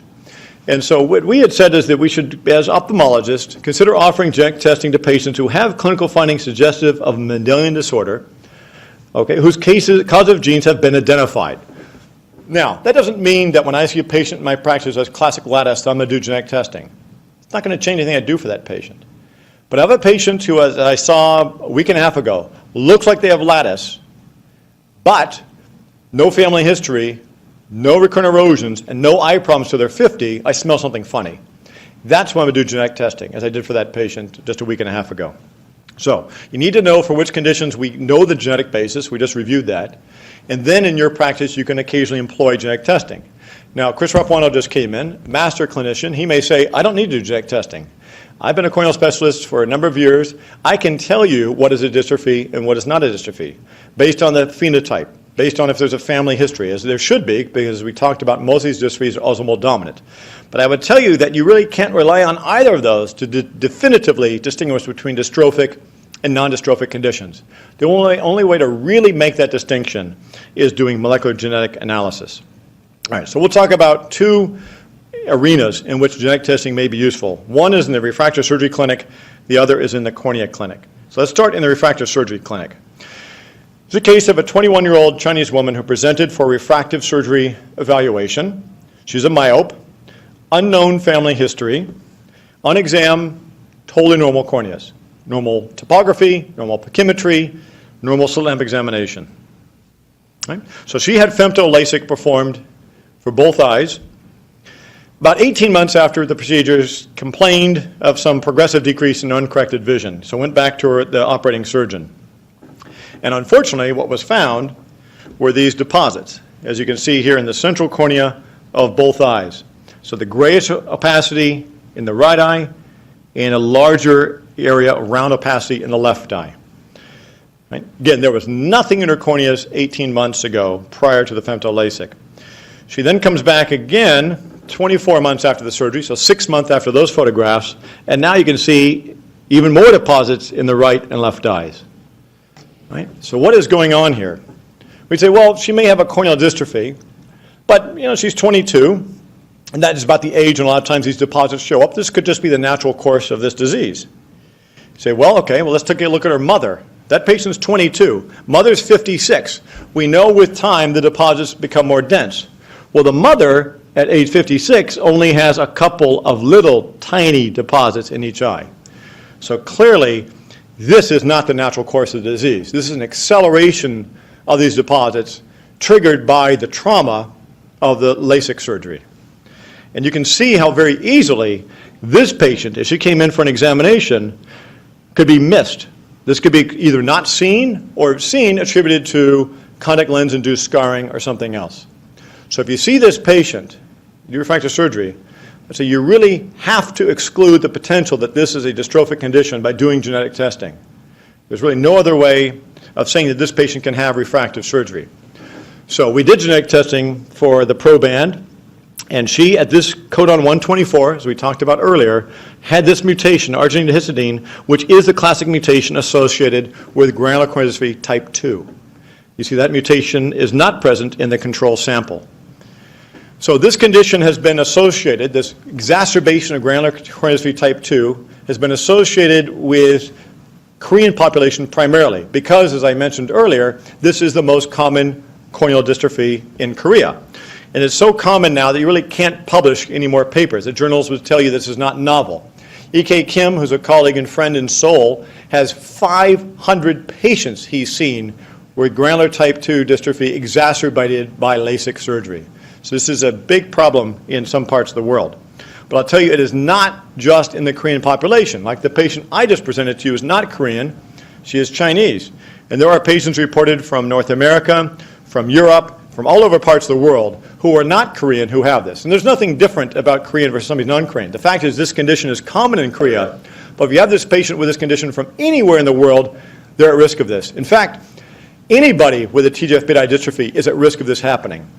The reason why it's been reported thus far only in patients with granular type 2 is because that's the condition, that the TGF-beta dystrophy, that has the latest onset. Like you saw in the mother there, where it may be very subtle in somebody in their early 20s who's old enough to have refractive surgery, but not old enough to demonstrate the classic phenotype that you guys are going to be looking for based on what you know from your teaching as a resident. So we did a study in China a couple years ago looking at over 2,000 individuals presenting to 5 different refractive surgery centers for LASIK surgery. And we did TGF-beta screening in all these individuals and found 5 of them who had this mutation associated with granular type 2. So overall, 1 in 416 individuals in this sample set has granular dystrophy type 2. Now, is that reflective of the population prevalence? Maybe, maybe not. Maybe those who go to refractive center are going to be enriched for this mutation. Regardless, that's high enough that you need to be concerned about this. In fact, this is such an issue. In Korea, it is standard practice for refractive surgeons to do genetic testing prior to LASIK. It is also becoming standard of care in Japan and in some parts of China as well. Again, you'd say, well, I'm a good clinician. If I see these opacities, I'm not going to operate. Well, you saw the mother. It doesn't look like granular type 2. You just see a couple little tiny spots. You can't make that diagnosis based on the phenotype. And in the case I presented, and in this series, there's a patient who had totally clear corneas, nothing to see, who still had this complication develop. So in that case, how would you be tipped off to do genetic testing? Family history. Family history of somebody having some problem requiring corneal transplant. So what are the indications for you guys? If you're going to do LASIK surgery, any sort of refractive surgery, for screening this gene prior to surgery? Well, presence of unexplained corneal opacities, like in the mother of this patient. Clinically unaffected individuals under, you can debate the ages, 30 to 40, Korean, Japanese, and possibly Chinese ancestry. We need to figure out what is the population prevalence in other populations besides the Korean population. Based on this series from China, it may be even more common in China than it is in Korea. A family history of a TGF-beta dystrophy. That's the only way you're going to pick up that patient who has clear corneas. Need to have a question on your questionnaire about a family history of corneal opacities or need for a corneal transplant. And if there's somebody who has a family history of a corneal transplant for unknown reason, I think you should strongly think about doing genetic testing before doing refractive surgery. There are companies such as Avellino that do offer TGF-beta screening. It is actually quite convenient. They offer the testing for my patients at no cost, so I have a low threshold for doing this in my practice. It's about $200 if you have a patient, for example, here at Wills, and you want to do genetic testing, and they'll return the result to you within a couple of days. The report is fairly easy to interpret. You don't have to be a geneticist. It'll tell you the patient is heterozygous for a mutation causing granular type 2. You know, if any of these are positive, that patient is not a candidate for elective ketorefractive surgery. I emphasize that because these are patients who are candidates for PTK, right, but not elective ketorefractive surgery, like LASIK surgery, for example. All right. Second patient we see in a refractive clinic is a 49-year-old female attorney who presents for refractive surgery evaluation. She's an RGP wearer. She's been wearing monovision, so the right eye is her distance eye. Unremarkable family history. She's a moderate to high myope. See refractions here. Corrects to 2015. Pachymetry normal. On exam, right eye demonstrates this finding, endothelial finding. What is this? Don't make me call you out. We just talked about this. Michael, I hate to do it, but as the chief. Posterior polymorphous. Thank you. Posterior polymorphous corneal dystrophy. Exactly right. So, is this a contraindication to LASIK surgery? Dr. Rapuano says, well, I need to see the topographies. Okay, here's your topographies. So K values 45.8. He's got 0.37 diopters of with the rule seal in the right eye. Left eye 47 by 45.75, 1.25 with the rule. A little bit steeper, but not much. And that band is in the right eye. So refracts 2015, clear corneas. Let's say you do specular microscopy, cell count is 3,200 in each eye. You have one little band in the right eye, otherwise endothelium is normal. Topography is normal, pachymetry normal. Any reason not to operate on this patient? Show of hands here. Who would operate on this patient? She has $100 bills, non-sequential, handing them over to you. Who would operate on this patient? Oh, please, come on, guys. And who would not operate on her? Okay, why would you not operate on her? Lawyer. She's a lawyer. All right, let's make her an architect. All right, so you cannot find a reason not to operate on her, and the surgeon who did the surgery, well-known refractive surgeon, found no reason not to operate on her. Bilateral corneal ectasia. Bilateral corneal ectasia. Went up to Toronto, had Ray Stein do a cross-linking about 5 years ago. Why did this happen? Because we don't read the literature. If we read the literature, if we read anything we wrote, classification of posterior polymorphous corneal dystrophy as a corneal ectatic disorder following confirmation of associated corneal steepening. I didn't talk about this during the dystrophy talk because I was waiting to spring this on you. All right. If you look at patients, I mentioned there's 3 genes that we have identified causing posterior polymorphous corneal dystrophy. If you look at that group of patients who have mutation in the ZEB1 gene, which most of those who have a genetic basis identified have a mutation in this gene, the average keratometry value, 53.3. That is steep for those of you going into retina. So it's a steep cornea. These are not normal corneas. And we had shown that the ZEB1 gene is expressed not just in endothelium, it's expressed throughout the stroma. So even though this is classified as an endothelial dystrophy, the stroma ain't normal. You should not operate on these patients. Is it true in ectasia? That's the question. Ectasia implies progression. In this article, we just took a subset of patients. In fact, Irv Raber, who you guys may know, contributed a lot of these patients to this series. We had only a single topography on these patients. We saw that they were steep, but were they progressively steepening over time? We don't know. So we don't know if it's truly an ectasia. It's important because if you have somebody who's 20 years old with PPCD, if it is an ectasia, their keratometry is normal at age 20, but will progress over time. If you do LASIK on them, they can become ectatic. You don't want to touch them. If, however, it is not progressive, meaning at age 20, if the keratometry is normal, it will be normal their whole life, then you could probably operate on them. But until that is known, I consider this a relative, if not absolute, contraindication to LASIK surgery.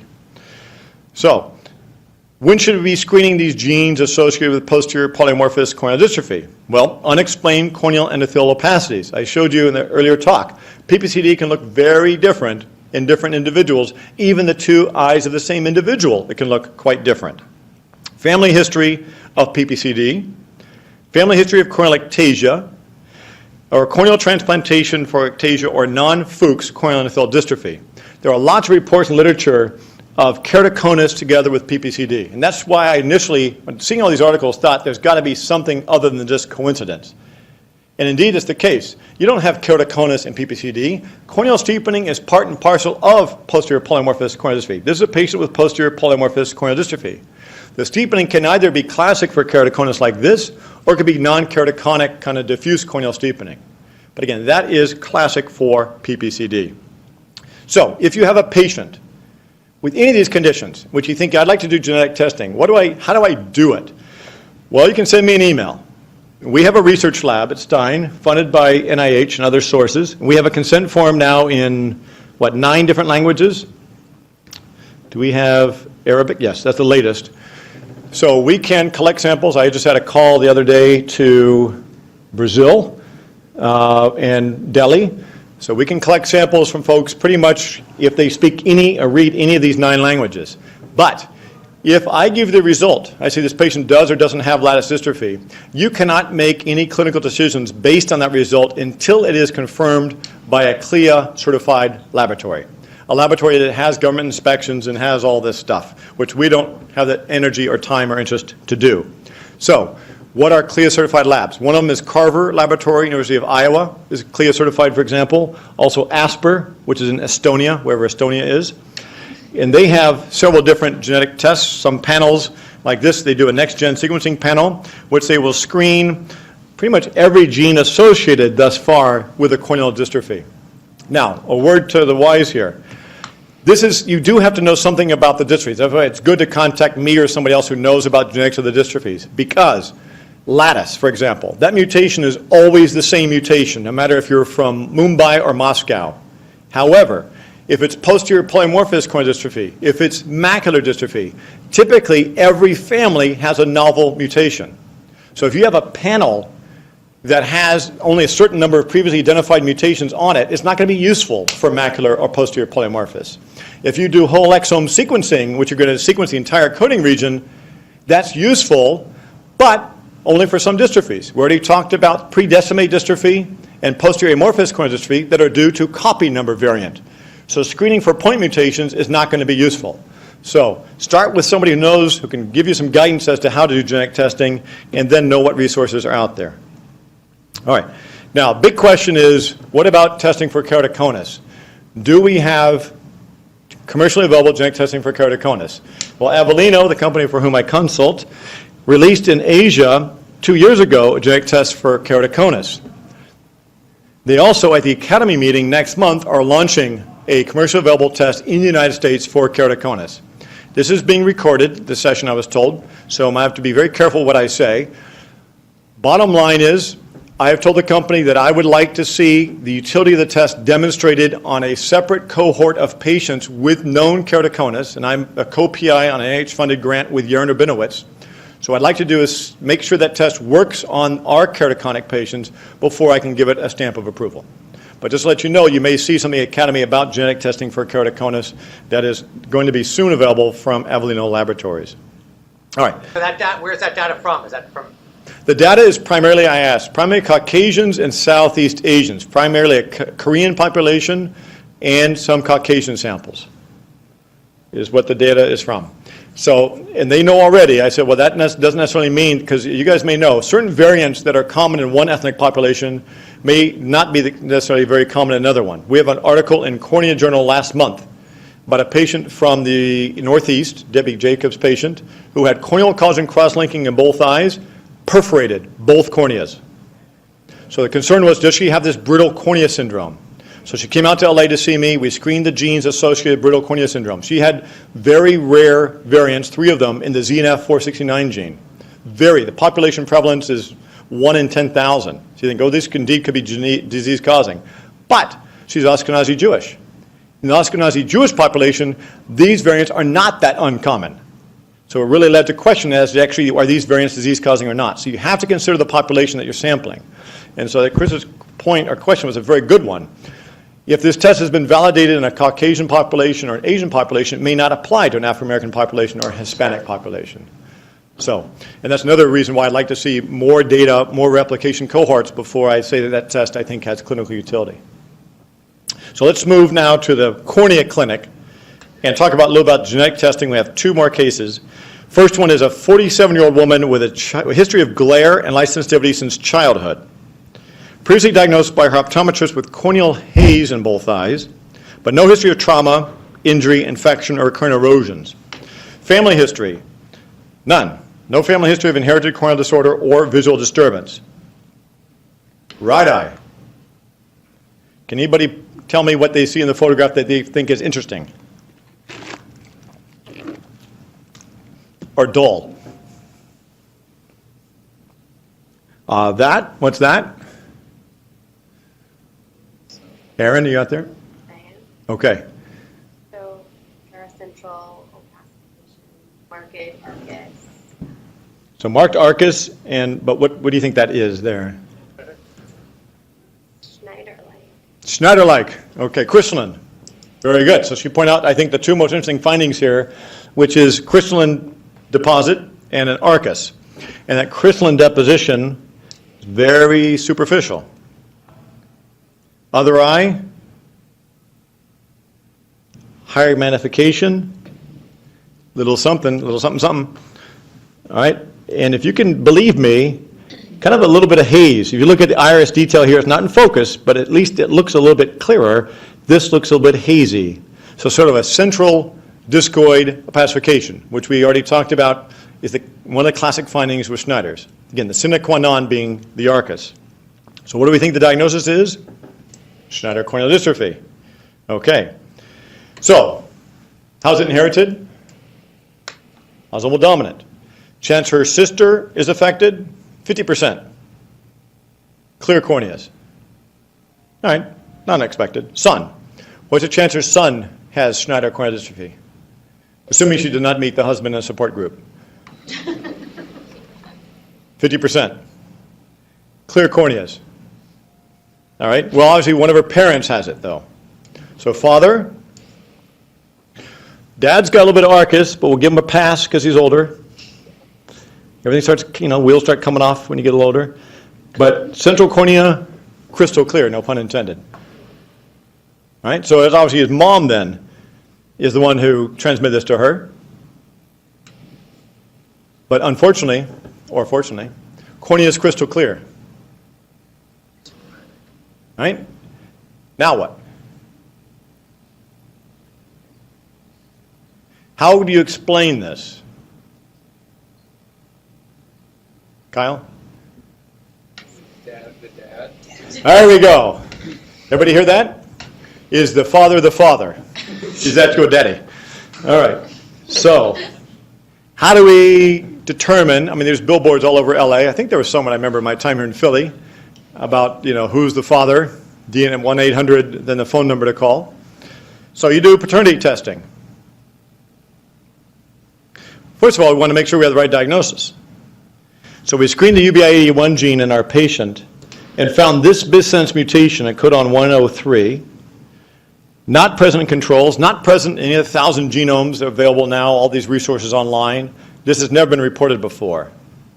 So you'd say, okay, well, she has that mutation, then it probably came from either mom or dad. See if one of her siblings has it. Neither of her sisters has it. And neither mom nor dad has it. So now it's becoming sort of the deafening, elephant in the room. And this happens. If you do genetics, you have to be prepared for this sort of thing. This is going to happen about once a month. Where you do genetic testing, some individual with the disease has a mutation, you screen the parents, neither one's affected. Now it's time for the awkward conversation. This woman works at UCLA. So I showed you the patient with lattice who worked at UCLA. This woman actually works in the finance department at UCLA. I know that because we got our home loan. She emailed me and said, what a coincidence, blah, blah, blah, blah. Oh, my God. So this is somebody who you want to stay on her good side. She's a very bright woman, and asked, what did the testing show? So to get out of this, you want to first confirm whether that is, in fact, the father. Maybe it's not even the mother. Maybe it's one of those things you hear about, some sicko nurse at Long Beach Memorial Hospital switches babies at birth and whatever. So you do confirmatory maternity and paternity testing. So you just pick basically these sort of macrosatellite markers across the genome, highly polymorphic. You run enough of them, you get sort of a DNA fingerprint for each individual. And here's the probands, here's the moms, here's the dads. And we find that there's a greater than 99.999% probability both parents are the biologic parents. Period. So, how do you explain it? That this is a de novo mutation. And it means I get another publication. So, identification, that's the most important thing here. First de novo UBID1 gene mutation associated with Schneider corneal dystrophy. So I mentioned earlier that there have been spontaneous mutations associated with the Bowman layer dystrophies. And it also can happen pretty much with any dystrophy. We and others have reported it with posterior polymorphous corneal dystrophy. It can happen with Schneider corneal dystrophy. So it avoids a very awkward conversation. So, like I said, you cannot rely on the family history to make the diagnosis. This case looked like classic Schneider's, but it was thrown into question because the parents weren't affected, thrown into more question because she had a mutation, parents didn't. But in the end, genetic analysis did confirm the diagnosis and the fact that she is not, that is her dad. All right, now, last case, 50-year-old woman presented, actually this is an interesting case. This patient was followed at a major academic center in California, not UCLA, okay? And then I got an email from somebody there saying, Tony, I want to run a case past you. It's a 50-year-old woman referred, I'm going to get your opinion on her. 3-year history of increasing peripheral corneal opacities, no pain, no photophobia, no change in vision. No history of corneal infections, no history of recurrent corneal erosions. Family history, no history of corneal opacities or transplant, but 2 sisters have early onset AMD starting in their 40s. Here's the right eye. All right, you can all see what's of interest here. Light reflex. So it looks like little footprints here, really confined primarily to a temporal crescent of the right cornea. Left eye looks very similar, kind of a mirror image. All right, what is the diagnosis? And the quicker I get it, the quicker we can go to break. That's your incentive. So what do you think? What does this look like? Yes. What's your name with the tie? Granular. Granular, thank you. Type 1 or type 2? Or can you tell? Could be either. Biopsy. Aggressive. Biopsy doesn't pay that well, by the way. Biopsy is only about $150. You can do something, do the big biopsy, do a transplant, you get about $1,400. So it pays better. Okay, a little aggressive. And not really in the theme of the whole presentation. So you think it might be granular. All right, well, let's do some more testing. We can bill for that. OCT shows these opacities are confined to just a subepithelial region. Both eyes look the same. So we do genetic testing. Right answer. We don't have any tree finds. We have to do genetic testing. They had a mouth. We had a swab. We got together. Actually, we did this via the mail to rule out granular type 1. So if you have granular type 1, you'll have a mutation at codon 555, like we talked about earlier. You see there is no mutation here. So, well, it could be granular type 2. Type 2, again, mutation at codon 124. Nothing. Wild type. All right? Now what? SPEP. Okay, why did he say SPEP? What is SPEP? Myeloma. Huh? Myeloma? Myeloma in the cornea? Does this look like myeloma? It looks like granular dystrophy. Does this look like granular dystrophy? What dictum does this break that I harped on in the first hour? Not central. Thank you, thank you. As soon as I saw the photograph, that is not granular dystrophy. The patient was followed at a major academic center by very good corneal specialists, had the diagnosis of granular dystrophy for, I think it was 3 years. Saw the photograph, that's not granular dystrophy.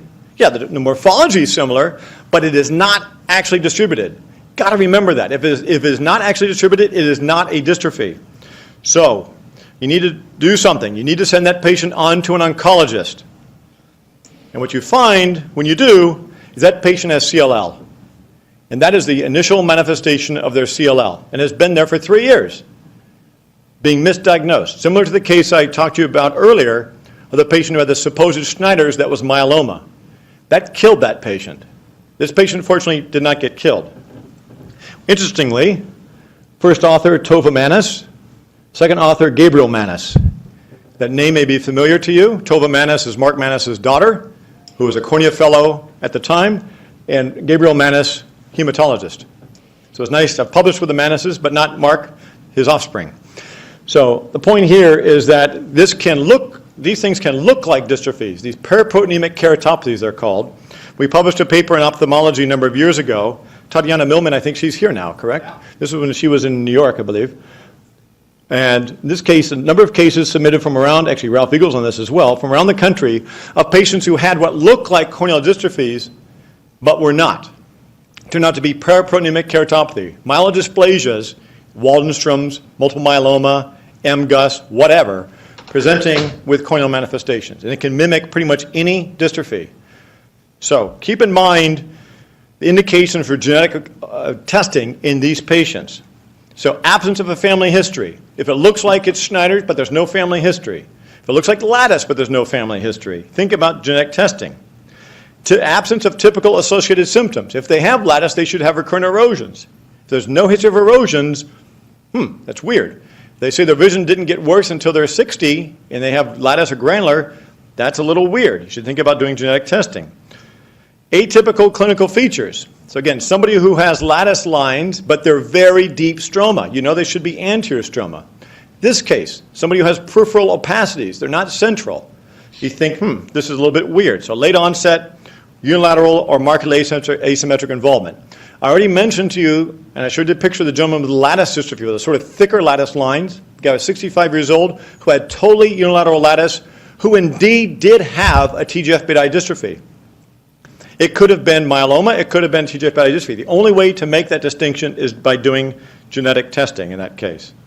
So to summarize, molecular genetic analysis provides a rapid, relatively inexpensive, non-invasive, definitive means of identifying individual at risk, significant complications following ketorefractive surgery, to differentiate between dystrophic and degenerative corneal opacification, diagnosing suspected dominant dystrophies in the absence of a family history, as we saw in this last case, differentiating between dystrophic and neoplastic corneal protein deposition.